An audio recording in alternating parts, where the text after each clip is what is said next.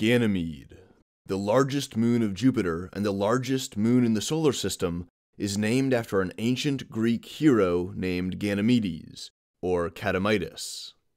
In Greek myth, Ganymedes was one of the most beautiful mortals in the world, and Zeus found himself enamored with him. One day, while humble Ganymedes was tending his sheep, Zeus turned himself into an eagle to come down and pick up Ganymedes and carry him on his back, taking him back up to Mount Olympus, where he could serve as a cupbearer for all to look at and enjoy. The main telling of the myth contains heavy themes of homosexuality, with Zeus playing the role of a dominant older male, and Ganymedes playing the role of submissive catamite. In a more general sense, Ganymedes became a symbol in Greek lore of the archetype of the beautiful young man, vibrant, erotic, charismatic, and inviting all manner of homosexual inquiries of a romantic nature. But this is all the Greek myth. In reality, Ganymede, the moon of Jupiter, is scarred and ugly. Craters are peppered across its icy, silicate-rich surface, which itself is splattered with almost vertigo-like differences in its color and texture.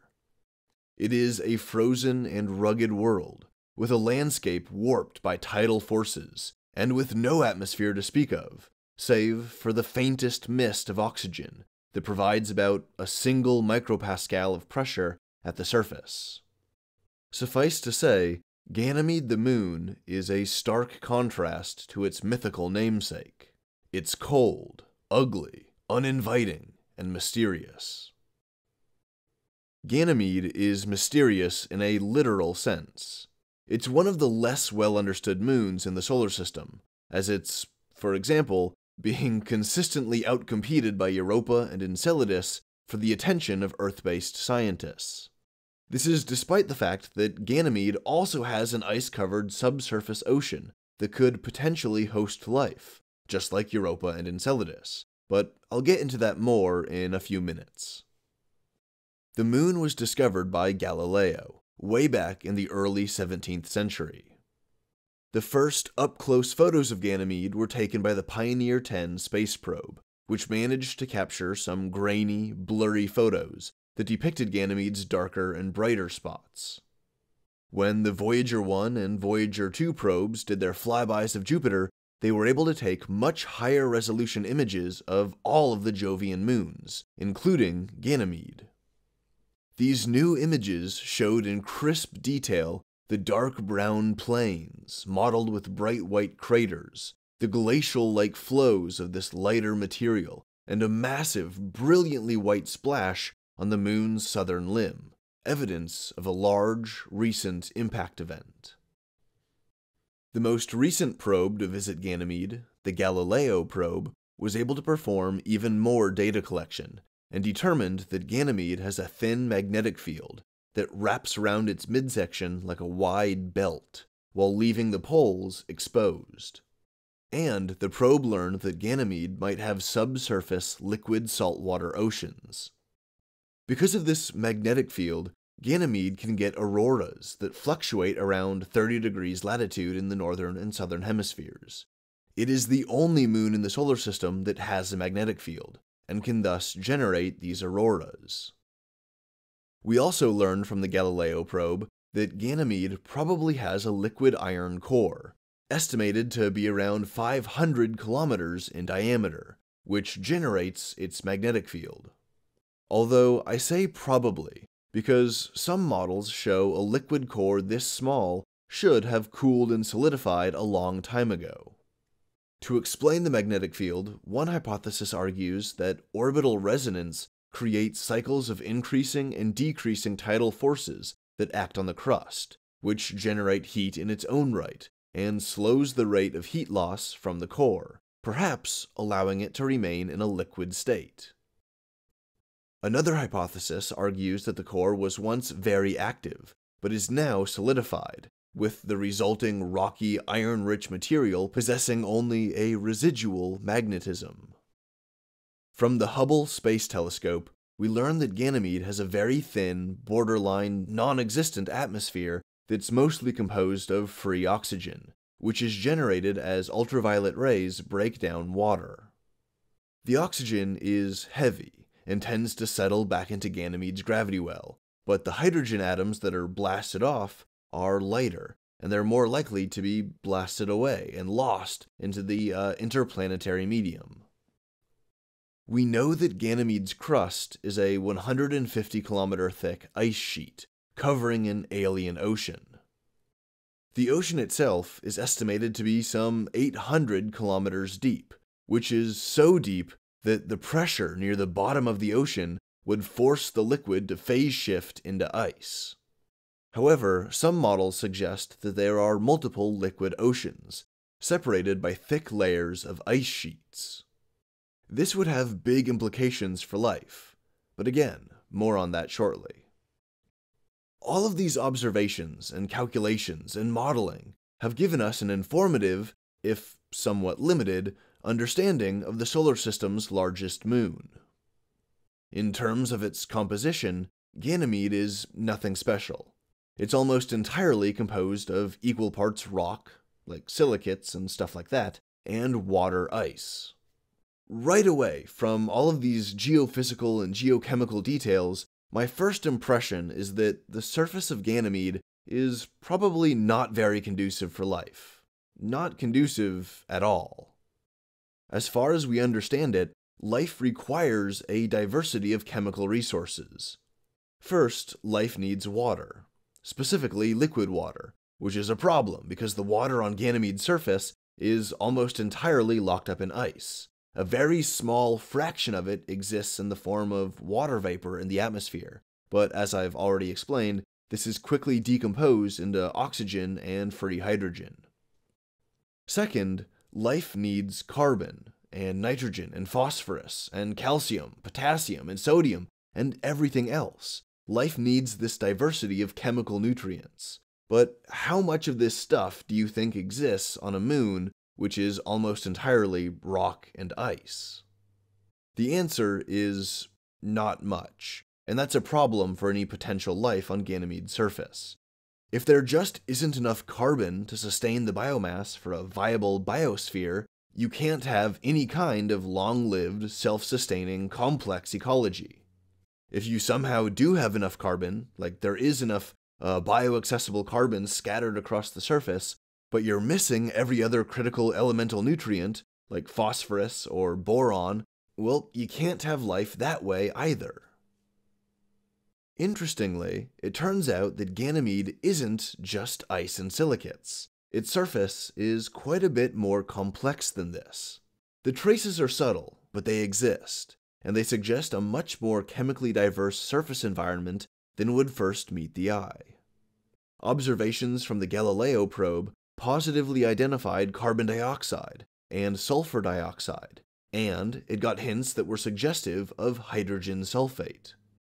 This data shows that there is some carbon here, and sulfur, and oxygen and hydrogen reacting into other compounds besides water.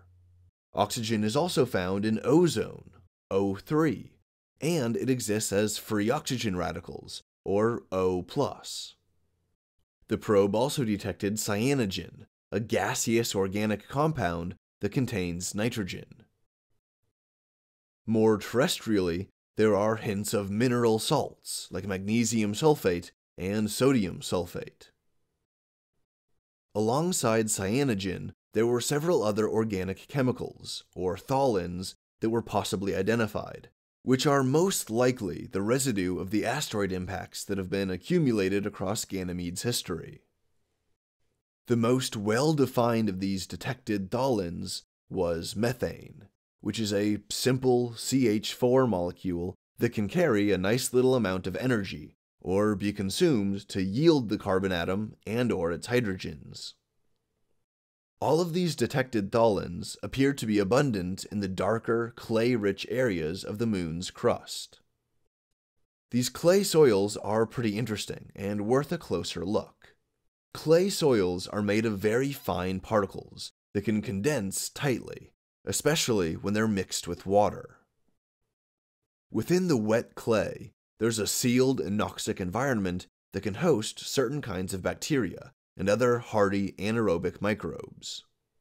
Now, I don't think that you're going to get a biogenesis event from Ganymede's clay, but if some kind of microscopic life form landed on Ganymede via panspermia, it might be able to persist within the clay, especially if it's an anaerobic bacteria that gets embedded below the surface, away from any harmful UV radiation.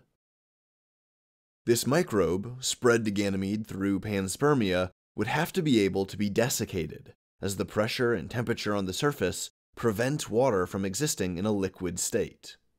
It would also have to be able to hibernate indefinitely, because Ganymede's surface simply doesn't have the capacity to sustain organisms. There isn't enough tectonic activity to actively cycle material from under the crust to the surface. There isn't any weather because of the relative lack of atmosphere and surface pressure, and so there's no erosion, there's no geophysical processes, and most likely, there just isn't enough carbon. There isn't enough nitrogen, phosphorus, and really everything else to support any kind of surface ecology. The surface might have trace amounts of these chemicals, but it just doesn't have enough to support complex organisms. Okay, so let's expand our field of observation by moving away from biomolecules and surface materials to look at the actual geography of the Ganymedian surface.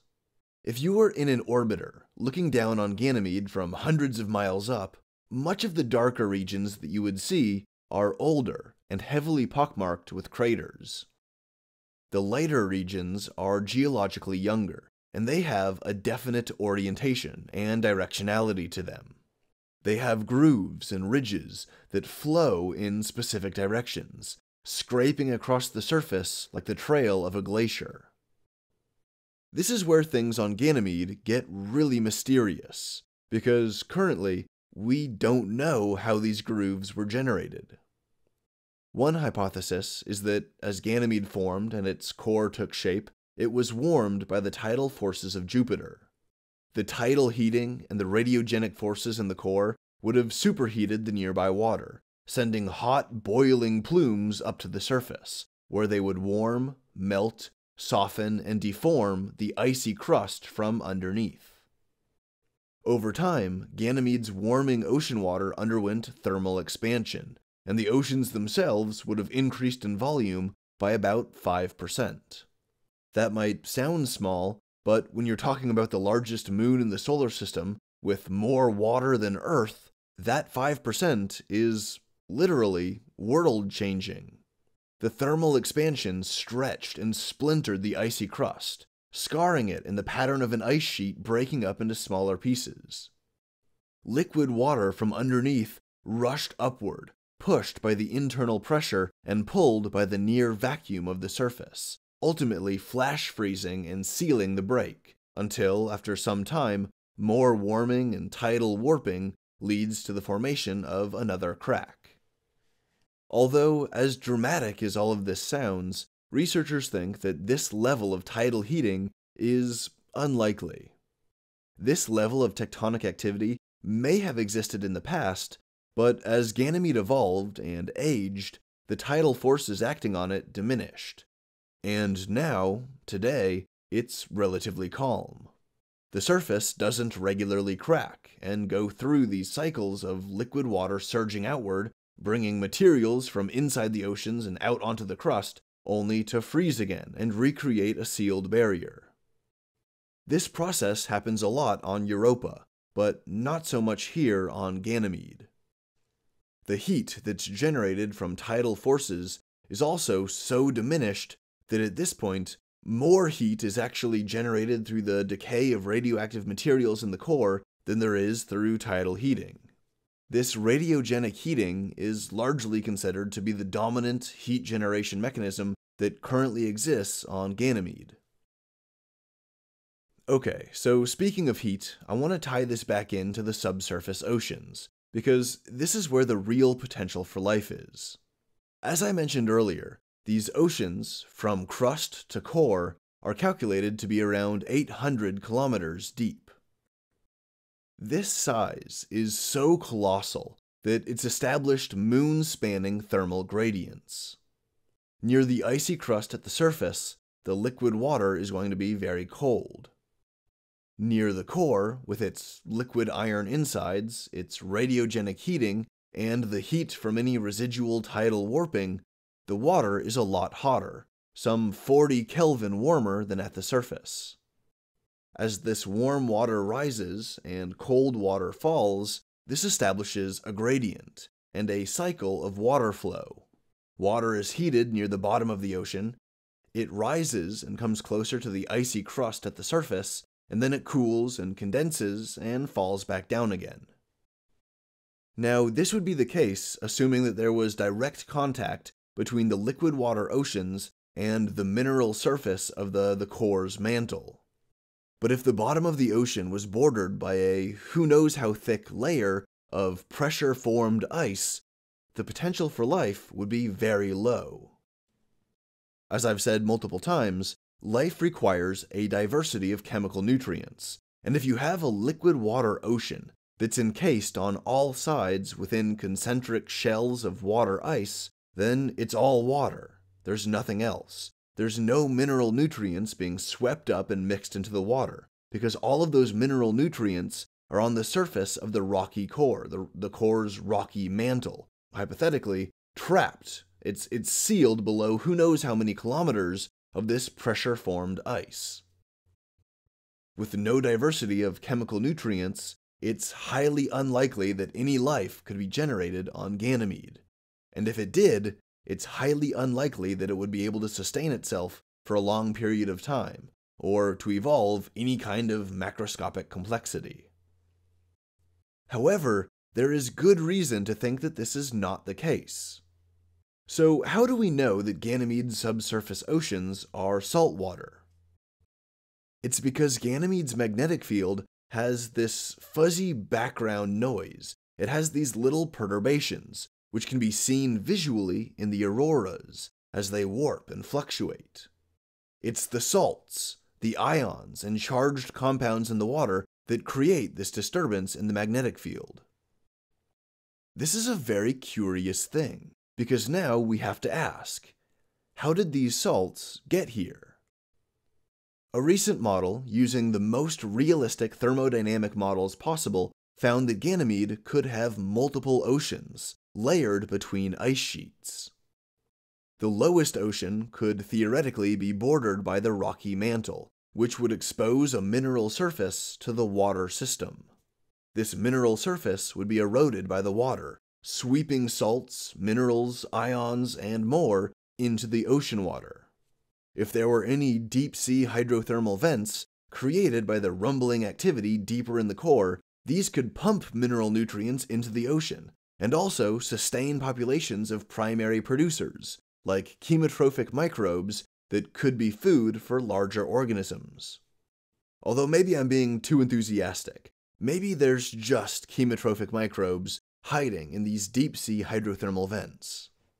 That in and of itself would be really exciting, because this would be almost definite proof of a second biogenesis event. You're not going to get microbes spread through panspermia existing hundreds of kilometers below the surface at the bottom of the ocean in a deep-sea hydrothermal vent. Anything that's going to live down here in such an extreme, isolated environment is almost guaranteed to be a native life form.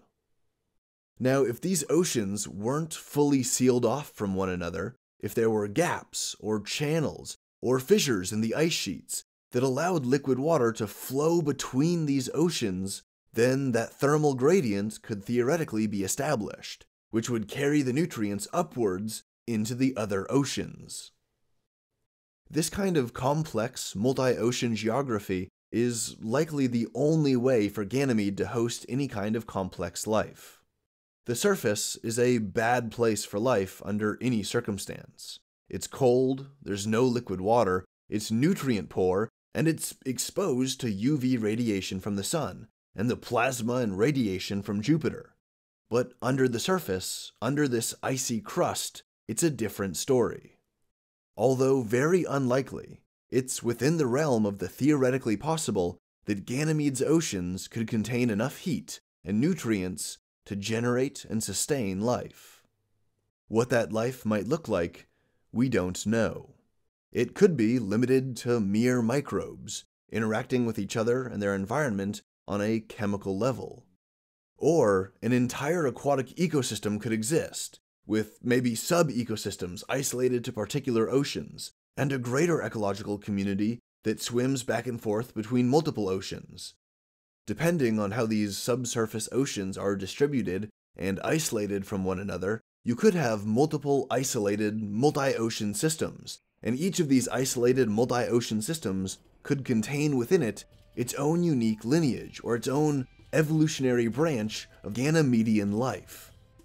Right now, there could be a complex ecology of alien fish, hunting and hiding from one another, entirely in the darkness, beneath the icy crust of Ganymede.